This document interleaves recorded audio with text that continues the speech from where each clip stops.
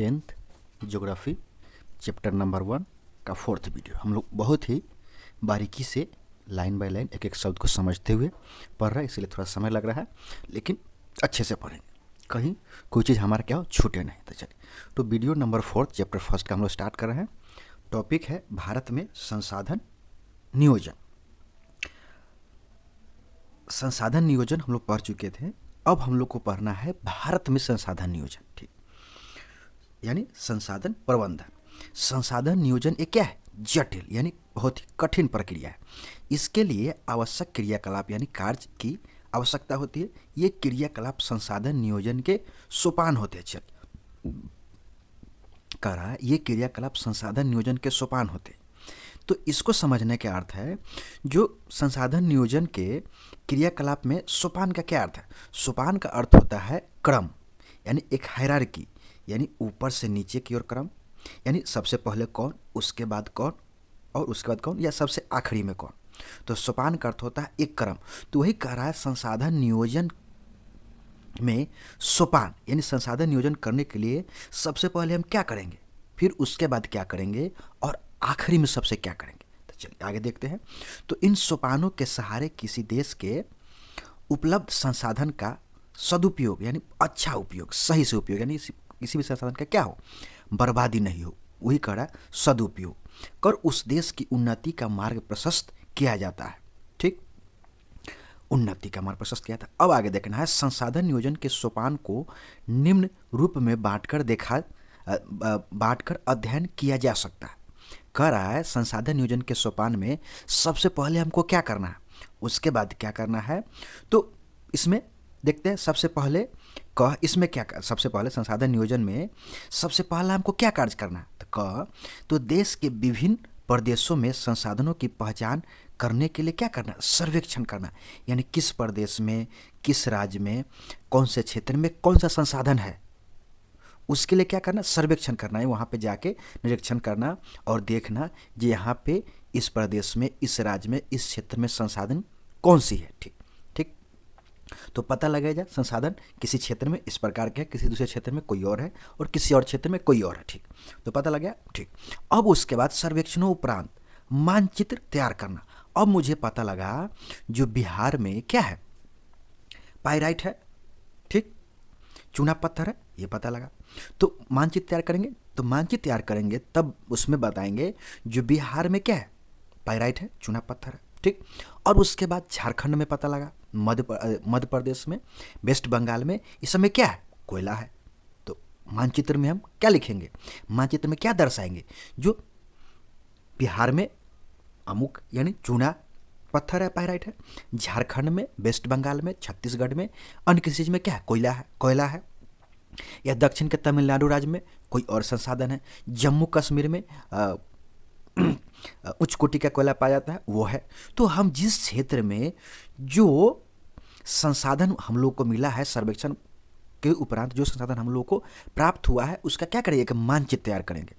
जो इस क्षेत्र में ये संसाधन, यानी वेस्ट बंगाल में कोई और संसाधन, भारत के बिहार में कोई और संसाधन, तमिलनाडु में कोई और संसाधन, जम्मू कश्मीर कोई और संसाधन। तो क्या करेंगे, उसको मानचित्र तैयार करके उस पर दर्शा देंगे, जो आपके इस राज्य में ये चीज़ पाया जाता है, किसी और राज्य में कोई और चीज़ पाया जाता है। ठीक, तो ये कह रहा है सर्वेक्षणों उपरांत क्या करना, मानचित्र तैयार करना, एवं संसाधनों की गुणात्मक एवं मात्रात्मक आधार पर मापन या आकलन करना। तो पहला क्या हो गया, मानचित्र तैयार करना। फिर संसाधनों की गुणात्मकता, यानी जो संसाधन वहाँ पे है वो क्या है, किस क्वालिटी का है, ठीक, और उसमें क्या कितनी मात्रा में है, तो उसकी गुणवत्ता यानी क्वालिटी, और फिर मात्रा, दोनों हम उस पर डालेंगे, उसमें कहाँ पे, मानचित्र में, के आधार पर एक आकलन करना, यानी किस क्षेत्र में कितना संसाधन है, वो कौन सी क्वालिटी का है और किस मात्रा के, उसके आधार पर क्या करेंगे, हम लोग उसका आकलन तैयार करेंगे। तो सबसे पहला काम हो गया सर्वेक्षण करना, फिर मानचित्र तैयार करना और उसकी गुणवत्ता और मात्रात्मक के आधार पर आकलन तैयार करना। ठीक, दूसरा यानी सबसे पहले हम क्या करेंगे, ये, उसके बाद क्या करेंगे, ये क्रम, ये। तो वही सोपान का एक अर्थ ये भी होता है क्रम। तो यानी संसाधन नियोजन के सोपान में यानी क्रम में सबसे पहले हमको क्या करना है, फर्स्ट देख लिए, उसके बाद सेकंड क्या करना है, ये देख लिए, और तीसरा देखिए, कह रहा है संसाधन विकास योजनाओं को मूर्त रूप। अब करा मूर्त रूप, तो कोई भी काम, कोई भी योजना, कोई भी कार्य आपको होता हुआ दिखे उसे क्या कहते हैं? मूर्त रूप। एक योजना बना दी गई और वो योजना आपके क्या हो गया? लागू होता दिखे, वो योजना क्रियान्वित होता हुआ आपको दिखे, तो वही कहते हैं उसका मूर्त रूप है। यानी योजना बना और उसका क्रियान्वयन भी, यानी उसका कार्य भी हो रहा है। तो ये कह रहा है संसाधन विकास योजनाओं को मूर्त रूप देने के लिए उपयुक्त प्रौद्योगिकी, कौशल एवं संस्थागत नियोजन की रूपरेखा क्या करना? तैयार करना। तीसरा हमारा कार्य हो गया। अब चौथा है चौथा यानी घ राष्ट्रीय विकास योजना, यानी राष्ट्रीय विकास योजना यानी देश के विकास के लिए योजना एवं संसाधन विकास योजना के मध्य क्या करना?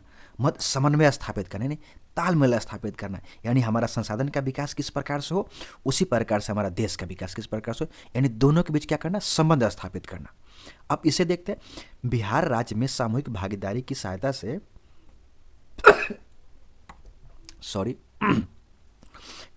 बिहार राज्य में सामूहिक भागीदारी की सहायता से आपके आसपास में संसाधन विकास के कौन कौन से कार्यक्रम चलाया जा रहा है? तो ये हमारे इंपॉर्टेंट एग्जाम के लिए नहीं है। देखते हैं आगे। हमारे देश में स्वतंत्रता प्राप्ति के बाद से ही संसाधन नियोजन के लक्षित उद्देश्यों को हासिल करने का प्रयास किया जा रहा है। ठीक, यानी संसाधन नियोजन में क्या करना है, कौन से लक्ष्य प्राप्त करना है, उसके लिए प्रयास किया जा रहा है। अब देख रहा है इस संदर्भ में भारत सरकार प्रथम पंचवर्षीय योजना से ही क्या है? प्रयासरत है। यानी प्रथम पंचवर्षीय योजना से ही संसाधन को क्या करने के लिए? नियोजित करने यानी प्रबंधन करने के लिए क्या करे? कार्य करे। किसी भी इकाई पर विकास हेतु संसाधन एक आवश्यक शर्त है। अगर किसी भी इकाई आपका क्या हो सकता है? देश हो सकता है, राज्य हो सकता है, कोई भी जिला हो सकता है, उसके विकास के लिए क्या है? संसाधन एक आवश्यक शर्त है। ठीक, तो ये कह रहा है किसी भी राज्य के, किसी भी देश के विकास के लिए संसाधन एक आवश्यक शर्त है, किंतु यहां समझने वाले, किंतु प्रौद्योगिकी एवं संस्थानों में वांछित परिवर्तन के अभाव में केवल संसाधनों की उपलब्धता से विकास संभव नहीं है। कह रहा है किसी भी इकाई के विकास के लिए, नहीं किसी भी राज्य, किसी भी देश के विकास के लिए संसाधन तो एक आवश्यक शर्त है, लेकिन कह रहा है तकनीक और संरचना यानी संस्था, यानी नियोजन को लागू करने वाली संस्था में वांछित यानी जरूरी अगर परिवर्तन नहीं हो तो क्या होगा? तब पर भी उस राज्य या देश या कोई इकाई है, इकाई जैसे आप क्या कर सकते हैं, कोई उद्योग भी ले सकते हैं, तो उसका विकास संभव नहीं है। ठीक, तो ये कह रहा है किसी भी राज्य या किसी भी देश में संसाधन भी है क्या है, लेकिन उस संसाधन को प्रयोग करने के लिए उन्नत तकनीक नहीं है, उन्नत संरचना नहीं है, तो क्या होगा? उसका विकास नहीं होगा। जैसे आगे हम देखेंगे, आज भी हमारे देश में कई ऐसे राज्य हैं जहां संसाधन की प्रचुरता के बाद भी आर्थिक रूप से वह राज्य क्या है? आर्थिक रूप से पीछे राज्य में इसकी गणना की जाती है, नहीं वह राज्य की गणना की जाती है जिसके पास संसाधन है, लेकिन तब पर भी क्या होता है? वह राज्य पीछे राज्य की श्रेणी में गणना की जाती है। ठीक, तो यही कह रहा है किसी भी इकाई, किसी भी राज्य, किसी भी देश के विकास के लिए संसाधन आवश्यक शर्त है, लेकिन संसाधन के प्रयोग करने के लिए तकनीक और संस्था यानी स्ट्रक्चर अगर सही नहीं हो तो संसाधन होने के बावजूद भी उसका विकास क्या हो जाएगा? अवरुद्ध हो जाएगा। जैसे बहुत सारे राज्य में संसाधन है लेकिन उसका विकास अन्य राज्य की तुलना में जिसमें संसाधन कम है उससे कम हुआ है। ठीक, तो कह रहा है इसके विपरीत कुछ ऐसे भी राज्य है जो संसाधन के अभाव में भी आर्थिक रूप से क्या है? विकसित है। तो वही कह रहा है किसी भी इकाई के विकास के लिए संसाधन आवश्यक है, लेकिन अगर संसाधन के प्रयोग करने के लिए, संसाधन का उपयोग करने के लिए, सदुपयोग करने के लिए हमारे पास अगर तकनीक यानी उस इकाई के पास तकनीक अच्छा नहीं हो, उस इकाई के पास स्ट्रक्चर यानी संरचना अच्छा नहीं हो, तो क्या होगा? क्या कहता है? इकाई क्या होगा? उसका विकास अवरुद्ध हो जाएगा। ठीक, तो हमारा ये जो टॉपिक है संसाधन नियोजन, भारत में संसाधन नियोजन और संसाधनों का संरक्षण, अगला टॉपिक हमारा है संसाधनों का संरक्षण। ये बहुत ही इंपॉर्टेंट है, इससे हर बार एग्जाम में लघुत्तरीय, अति लघुत्तरीय क्वेश्चन पूछे जाते हैं। तो हम लोग अगले वीडियो में हम लोग क्या करेंगे? संसाधनों का नियोजन, वीडियो नंबर किसमें? 5th में, संसाधनों का संरक्षण। Thank you for watching.